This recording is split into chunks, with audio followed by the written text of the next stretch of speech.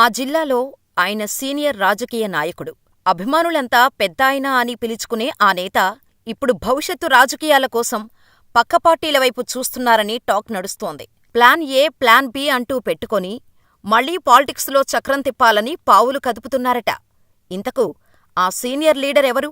ఆ పెద్దాయన ప్లాన్స్ ఏంటో వాచ్ ది స్టోరీ.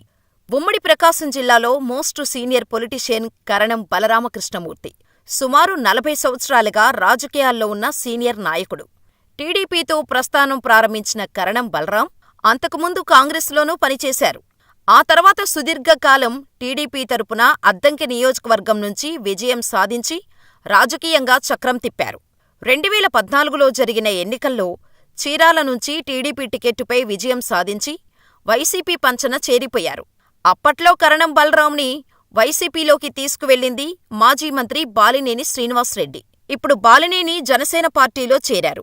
ఉమ్మడి ప్రకాశం రాజకీయాలపై ఫోకస్ పెట్టిన బాలినేని, సీనియర్ పొలిటికల్ లీడర్గా ఉన్న కరణం బలరాం, ఆయన కుమారుడు వెంకటేష్ను జనసేనలోకి తీసుకువెళ్లేందుకు చర్చలు నడుపుతున్నట్టు సమాచారం. ఈ క్రమంలోనే మరోసారి జిల్లా వ్యాప్తంగా చీరాల పాలిటిక్స్ హాట్ టాపిక్గా మారాయి. గత ఎన్నికల్లో కరణం వెంకటేష్ చీరాల నుంచి వైసీపీ తరపున పోటీ చేసి ఓడిపోయారు. దాంతో కొడుకును ఎమ్మెల్యేగా చూడాలన్న తండ్రి కరణం బలరాం కల కలగానే మిగిలింది. ఈ పరిస్థితుల్లో కరణం కుటుంబం పక్కపార్టీ చూపులు చూస్తోందన్న వాదన బలంగా వినిపిస్తోంది. ఈ పార్టీ మార్పు వ్యవహారంలోనే ఆయన ముందు 2 ప్లాన్స్ ఉన్నట్టు ప్రచారం జరుగుతోంది. ప్లాన్ ఏ ప్రకారం కరణం మళ్లీ పాతగూటికి వెళ్తారని గత కొన్నాళ్లుగా చీరాలలో చర్చ జరుగుతోంది.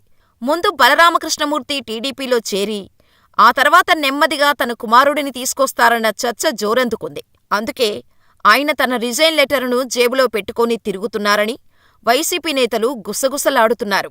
రేపో మాపో కరణం వెళ్లిపోతారని స్థానికంగా కూడా నాయకులు చర్చించుకుంటున్నారు. మరోవైపు చీరాలలో ప్రస్తుతం కరణం కుటుంబానికి వైసీపీ పరాభవం తర్వాత సహకరించే నాయకులు పెద్దగా కనిపించటం లేదని టాక్ నడుస్తోంది.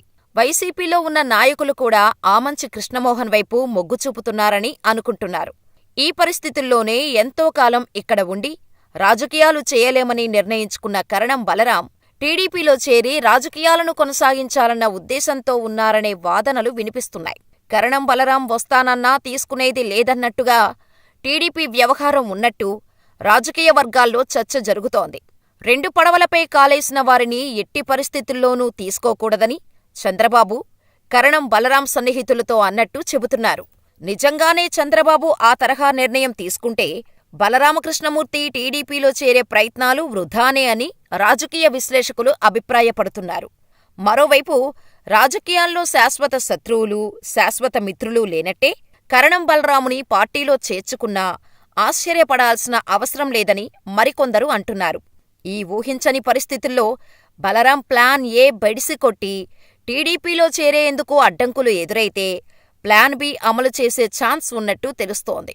ఉమ్మడి ప్రకాశం జిల్లాలో జనసేన పార్టీ బలోపేతానికి సీనియర్ లీడర్లు అవసరం కాబట్టి బలరాంని వైసీపీలోకి తీసుకొచ్చిన బాలినేని ఇప్పుడు ఆయనతో పాటు కుమారుడు వెంకటేష్ను కూడా జనసేనలోకి తీసుకెళ్లే ఛాన్స్ ఉందని భావిస్తున్నారు.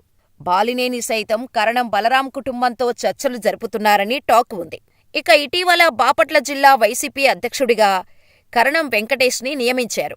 ప్రకటన వచ్చిన వెంటనే వెంకటేష్ జిల్లా బాధ్యతలు తనకు వద్దంటూ సున్నితంగా తిరస్కరించారు.